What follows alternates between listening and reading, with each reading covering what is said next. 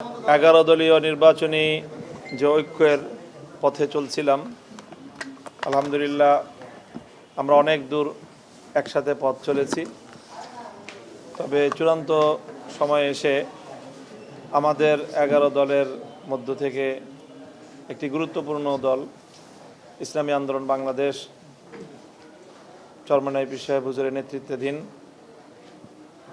কিছু বিষয়ে একমত হতে না পারার কারণে ওনারা গতকালকে চূড়ান্ত ঘোষণা দিয়েছেন যে ওনারা সকল আসনেই নির্বাচনে প্রতিদ্বন্দ্বিতা করবেন।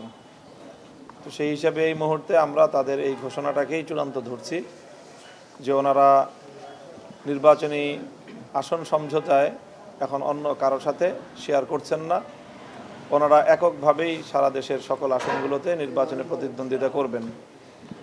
কাজে এই মুহূর্তে আমরা আর সমঝোতার তেমন কোনো আশাবাদ আর রাখছি না। বাকি আমরা এটুকু আশা রাখি যে পরবর্তীতে পথ চলতে চলতে রাজনীতিতে শেষ কথা বলতে কিছু নেই এবং নির্বাচনী বাস্তবতার সম্মুখীন হয়ে হয়তো আমাদের সকলের মধ্যে আবার নতুন করে কোনো উপলব্ধি সৃষ্টি হতে পারে। প্রতিদ্বন্দ্বিতার মাঠ থেকে জনপ্রত্যাশা জন আকাঙ্ক্ষার ভিত্তিতেও আমাদের মধ্যে আবারও সেই ভেঙে পড়া সমঝোতা আবার নতুন করে পুনর্নির্মিত হতে পারে, সেই আশাবাদ তো আমরা শেষ মুহূর্ত পর্যন্তই রাখবো ইনশাআল্লাহ। এবার তাহলে আর এই নির্বাচনের আগে তাহলে ঐক্য আর হচ্ছে না? এই নির্বাচনের কথাই বলছি আমি, যে নির্বাচনের মনোনয়ন প্রত্যাহারের এই মুহূর্তে আমরা সেই আশাবাদ রাখছি না। তবে নির্বাচন তো এখনও বেশ অনেক দিন বাকি আছে। 12ই ফেব্রুয়ারি নির্বাচনের আগেও যে কোনো সময়ই এটা একটা সমঝোতা হতেও পারে, যেহেতু জন আকাঙ্ক্ষা সারা দেশের গণমানুষের প্রত্যাশা যে এক বক্স যে পলিসি আমরা নিয়েছিলাম সেটা ব্যাপক জনপ্রিয়তা পেয়েছে। কাজে সেই জায়গায় সকলেরই জনগণের প্রতি একটা দায়বদ্ধতা আছে। আমরা জনগণকে বলেছি, সম্মিলিতভাবেই বলেছি।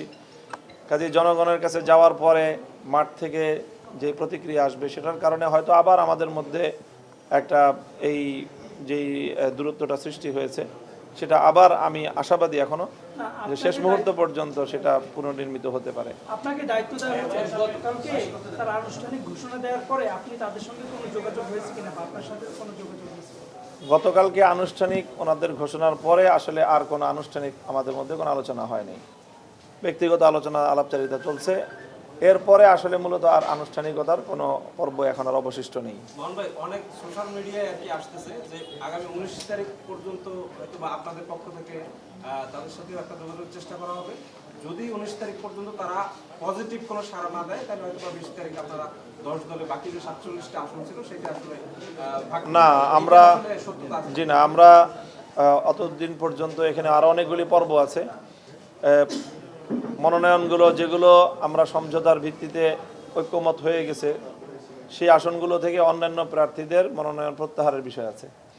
তো আমরা প্রাথমিকভাবে ঠিক করেছি যে 19 তারিখে আমরা সম্মিলিতভাবে আমাদের এই যারা নির্বাচনী ঐক্যের শরিক সকল দলের যে সকল আসনগুলো সব আসনই সমঝোতা হয়ে যাচ্ছে, তো একজন প্রার্থী ব্যতি রেখে অবশিষ্টরা সকলেই সেখান থেকে মনোনয়ন প্রত্যাহার করবে এবং সেই মনোনয়নগুলো আমরা ঐক্যবদ্ধভাবে একসাথে প্রত্যাহার করব। কাজেই আমাদের হাতে 19 তারিখ পর্যন্ত সময় আছে। তো আমরা আর 19 তারিখের আগে এখন আর অন্য কোনো কিছুর এই মুহূর্তে সম্ভাবনা দেখছি না। বরং আমরা এটাই ধরে নিয়েছি গতকালকের ইসলামী আন্দোলন বাংলাদেশের প্রেস ব্রিফিংয়ের পরে যে ওনারা 300 আসনেই এককভাবে নির্বাচন করছেন সেটা ধরে নিয়ে এখন আমরা আমাদের কর্মপরিকল্পনা সাজাচ্ছি। এই মুহূর্তে একটা বাইরের সময় আর হাতে বেশি সময় নেই, প্রচারণা 22 তারিখ শুরু হচ্ছে। ঠিক এই মুহূর্তে এসে ইসলামী আন্দোলনের সরে যাওয়াটাকে কেন বা কি কারণ হতে পারে আপনি কি মনে করছেন? কারণ তো ওনারা করবে কিনা এটা সামনে যে ওনারা ওনাদের কারণ ব্যাখ্যা করেছেন এবং তাদের বক্তব্য তারা মিডিয়ায় প্রেসে উপস্থাপন করেছেন।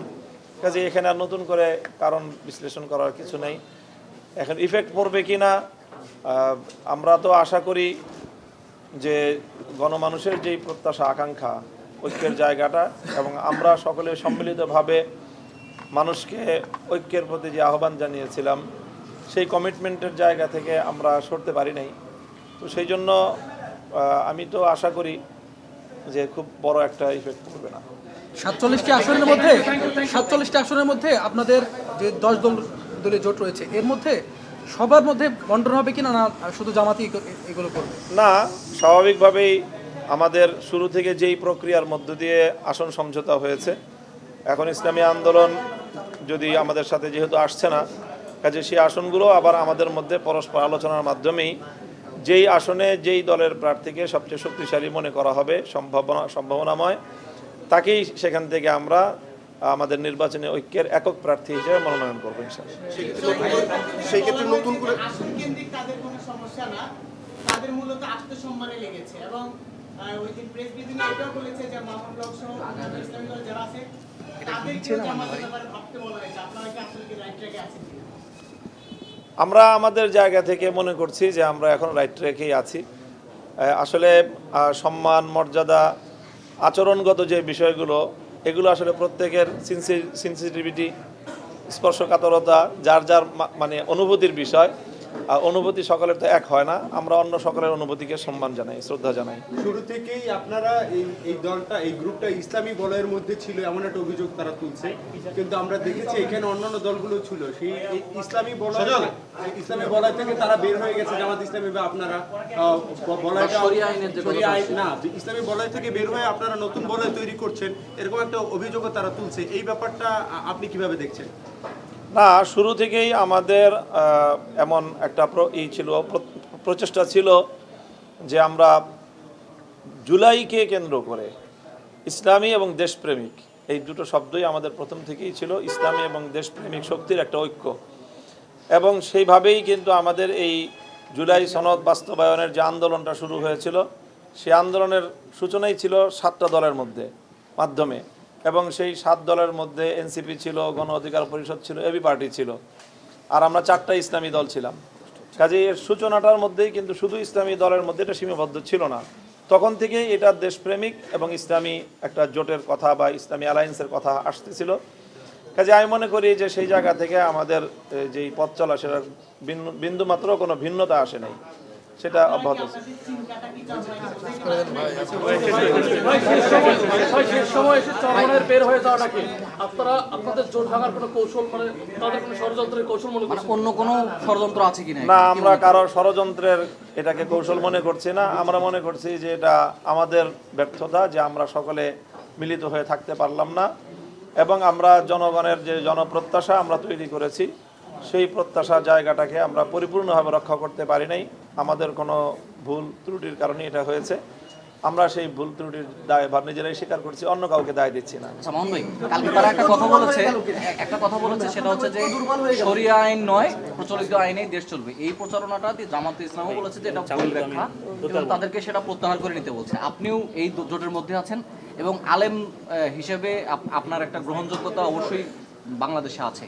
সেক্ষেত্রে এই যে কথাটা, এইটার ব্যাখ্যাটা আপনি কিভাবে দেন? এটা আসলেও ভুল ব্যাখ্যাটা হচ্ছে কিনা, সেটা আপনাদের প্রভাব ফেলবে কিনা আপনাদের উপর, এবং জনগণকে? এটা আমি যেটুকু মনে করি, যেই কথাটার যেই বক্তব্যটা মিরে জামাতের পক্ষ থেকে এসেছে, সেই বক্তব্যের মূল অর্থ হলো যে যেই প্রক্রিয়ার মধ্য দিয়ে বর্তমানে বাংলাদেশ চলছে, যেই প্রক্রিয়ার মধ্য দিয়ে নির্বাচন হচ্ছে, যেই প্রক্রিয়ার মধ্য দিয়ে এখন সাংবিধানিক যে বাধ্যবাধকতার মধ্য দিয়ে আমাদেরকে রাজনীতির ধাপে ধাপে অগ্রসর হতে হচ্ছে, এই প্রক্রিয়ার মধ্য দিয়ে এক দফায় হঠাৎ করে একসাথে একদিনেই ইসলামী শরিয়ার পরিপূর্ণ আইন বাস্তবায়ন করা সম্ভব না। এই সম্ভাব্যতার জায়গাটাই উনি বলেছেন।